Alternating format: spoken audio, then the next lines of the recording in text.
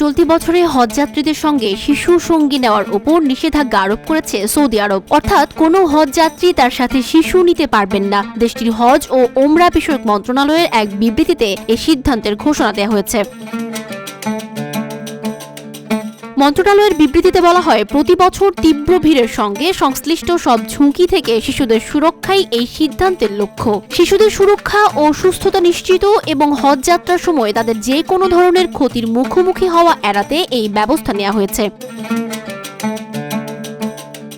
এছাড়া এবারের হজ মৌসুমে অগ্রাধিকার পাবেন তারা যারা এর আগে হজ করেননি। প্রতি বছর সারা বিশ্ব থেকে লাখ লাখ মুসল্লি হজ পালন করতে সৌদি আরবে যান। তীব্র ভিড় ও নিরাপত্তার কথা বিবেচনা করে এবছর শিশুদের হজযাত্রীদের সঙ্গে নেওয়ার অনুমতি দেওয়া হয়নি।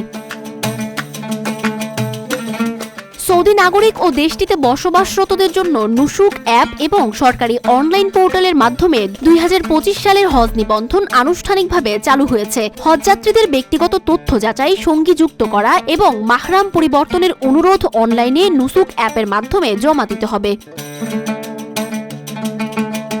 এবছর হজযাত্রীদের জন্য নতুন কিস্তি সুবিধার ব্যবস্থা করেছে সৌদির হজ ও ওমরাহ মন্ত্রণালয়। দেশটির অভ্যন্তরীণ হজযাত্রীরা এবার 3 কিস্তিতে হজ প্যাকেজের মূল্য পরিশোধ করতে পারবেন। প্রথম কিস্তিতে 20% অর্থ বুকিংয়ের 72 ঘন্টার মধ্যে পরিশোধ করতে হবে। দ্বিতীয় ও তৃতীয় কিস্তিতে 40% করে অর্থ রমজান 20 ও শাওয়াল 20 তারিখের মধ্যে পরিশোধ করতে হবে।